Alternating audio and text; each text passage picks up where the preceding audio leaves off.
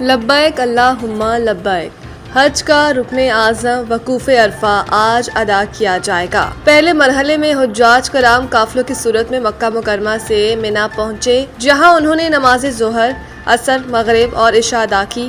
عازمین حج نے منا میں رات بھر قیام کے دوران زیادہ تر وقت عبادات، ذکر و اذکار اور تلاوت قرآن پاک میں گزارا۔ منا میں روح پرور مناظر دیکھنے میں آئے اور فضا میں لبیک اللہم لبیک کی صداؤں سے گونج اٹھی۔ آج 9 ذی الحج کو حج کا رکن اعظم وقوف عرفہ ادا کیا جائے گا۔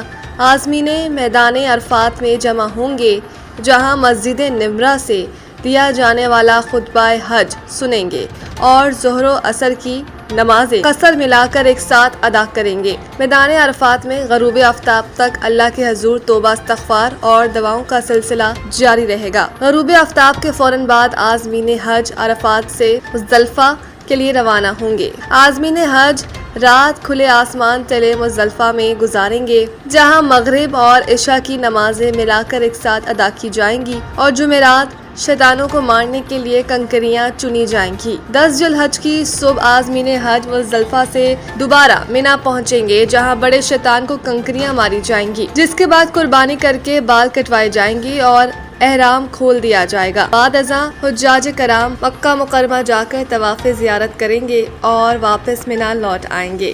منا میں قیام کے دوران حجاج کرام بقیہ دنوں میں بھی شیطانوں کو کنکریاں مارنے کا عمل رمی جاری رکھیں گے اور 12 ذی الحج کو غروب آفتاب سے قبل منا سے بھی روانہ ہوں گے، جس کے ساتھ ہی حج کے تمام مناسک مکمل ہو جائیں گے۔